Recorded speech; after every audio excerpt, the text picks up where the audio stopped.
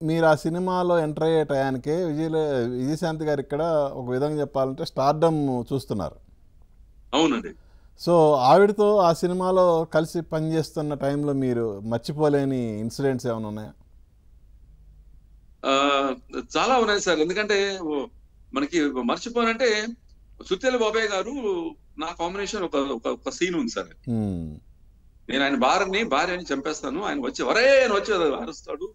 నన్ను కొట్టడానికి వస్తాడు. అది ఒక కానిస్టేబుల్ క్యారెక్టర్ అండి. ఓకే. ఆ రోజు 'సుత్తెల బాబయ్య' గారు ఈ రోజు లేరు. అవును. నిజంగా we are missing him. Scene చేశాడంటే హ్మ్. అసలు ఎవరు నమ్మలేకపోయారు సార్. సీన్ కట్ చెప్పగానే కింద పడిపోయాడు సార్. ఓకే. ఆ ఎండలో బీచ్ పక్కనండి. హ్మ్. పడిపోతే అందరూ చచ్చిపోయాడు అనుకున్నానండి అప్పుడే. హ్మ్. దగ్గర దగ్గర హాఫ్ అన్ అవర్ నీళ్లు పోసి ఆయనకి ఆ జ్యూస్ ఇచ్చి అచ్చేసి ఇచ్చేసి వాడిని లేపుకొని హాస్పిటల్ వెళ్ళిపోయి అన్ని ఓకే. జరిగింది సార్ అప్పుడు. ఓకే. ఆ ఒక్క ఘటన నేను మర్చిపోలేను సార్ ప్రతిఘటనలో. హ్మ్. తర్వాత ప్రతిఘటన మనకి సూపర్ డూపర్ హిట్ అయిందండి. అవును. తర్వాత మనకి 'ఎన్టీ రామారావు' గారు 2, 3 సార్లు సినిమా చూశారు సార్ అది. ఓకే. అప్పుడు నాకు నంది అవార్డ్ వచ్చింది సార్. అవును. ఈ మంచి సినిమాకి విలన్. బెస్ట్ విలన్‌గా నంది అవార్డు కూడా వచ్చింది. మొత్తం బెస్ట్ విలన్ నంది అవార్డ్ 6 వచ్చింది నంది సార్. అవార్డులు వచ్చినాయి ఈ సినిమాకి. ఆ విజయశాంతి నంది గారికి అవార్డ్ ఫంక్షన్ మీకు. అండి. హ్మ్.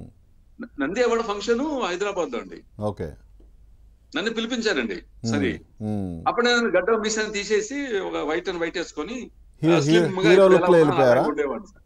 ఆ! హీరో లుక్‌లో ఎళ్ళిపోయారా అంటున్నా? హీరో లుక్‌లో వచ్చేసాం. హీరో చేస్తున్నాను సార్ కన్నడలో. అహా! అదే ఫంక్షన్‌కి గూడా మీరు హీరో లుక్‌లో వెళ్లారంటున్నా. అదే హీరో లుక్‌లో వచ్చానండి. గడ్డం మీసాలు లేదు. వైట్ అండ్ వైట్ ఏసుకొని, వైట్ షూ ఏసుకొని అది హ్మ్. మామూలు నా డ్రెస్ అండి అప్పుడు ఏసుకునేది. హ్మ్. అయితే మన ఎన్టీ రామారావు గారు చూసేసి ఆ!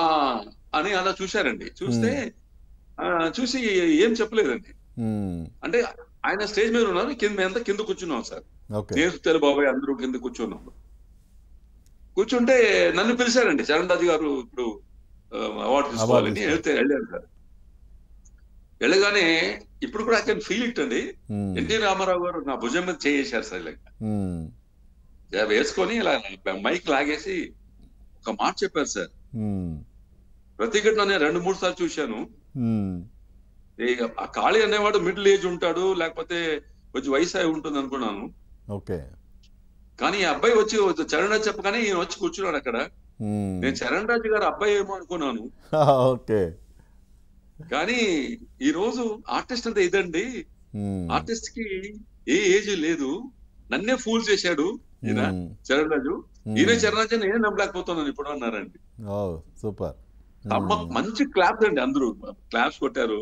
నేను హ్మ్. మళ్ళీ కాళ్ళ పడిపోయి మనకి ఆశీర్వదించుకున్నాను సార్. అప్పుడు ఐ కెన్ ఫీల్ అండి. He is touching sir. Touch sir. ఆ చెయ్యిలాగా పెడితే మీకు తెలుసు కదా! హి ఈస్ అవునవును. లైక్ గాడ్ అండి. సో మెడాస్ టచ్ అది. ఆ! ఆ! అస్సలు ఇంపాసిబుల్ అండి. నోబడీ కెన్ టచ్ హిమ్ అండి.